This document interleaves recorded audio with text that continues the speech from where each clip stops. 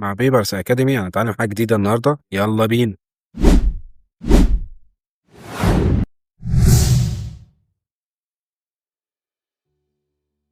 الجودة، لما نحب نتعرف على الجودة أو نتكلم عنها صعب ننسى دور اتنين من أبرز الأسماء، وإدوارد ديمينج وجوزيف جيرون. بالرغم من اشتراكهم في تحسين الجودة إلا إن كل واحد فيهم كان عنده فلسفة واستراتيجية مختلفة. هنتعرف على كل واحد دلوقتي. ديمينج، فلسفة إدوارد ديمينج يعني إن الجودة بتعتمد على النظام بأكمله، سيستم فوكس. ديمينج كان بيؤمن إن 94% من المشاكل في الجودة سببها النظام الإداري مش الأنظمة. ومن أقواله إن الموظفون لا يتحملون اللوم والمشكلة في النظام الإداري الذي يعملون فيه. النقاط الرئيسية في فلسفة ديمينج 14 مبدأ لتحسين الجودة. طور قائمة ب 14 مبدأ مشهورين بيشملوا التحسين المستمر، التعليم والتدريب، إزالة الحواجز بين الإدارات، ودفع عجلة الابتكار. من الأنظمة دي بيديكا طور النموذج ده للتحسين المستمر اللي بيعتمد على 4 خطوات. أول حاجة البلان، وهو وضع خطة بناء على البيانات. الدو، تجربة الخطة على نطاق صغير. والتشيك، دراسة النتائج وتحليل البيانات. والأكشن، إن تطبق الخطة ديت على نطاق أوسع لو نجحت التجربة.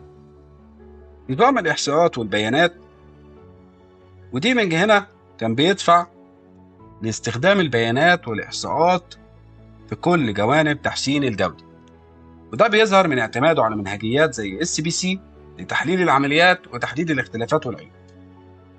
تحفيز العاملين، هنا ركز ديمينج على أهمية خلق بيئة عمل إيجابية بتحفز الموظفين على الابتكار وتدريبهم بشكل مستمر.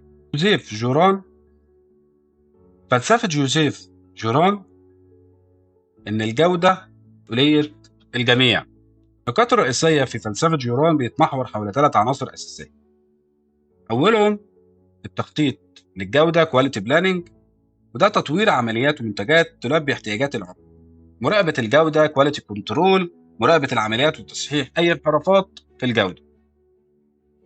كواليتي امبروفمنت، تحسين العمليات والمنتجات باستمرار لتقليل الأخطاء وتحسين الكفاءة. من أهم المفاهيم لجوزيف جوران مفهوم الملائمة للاستخدام.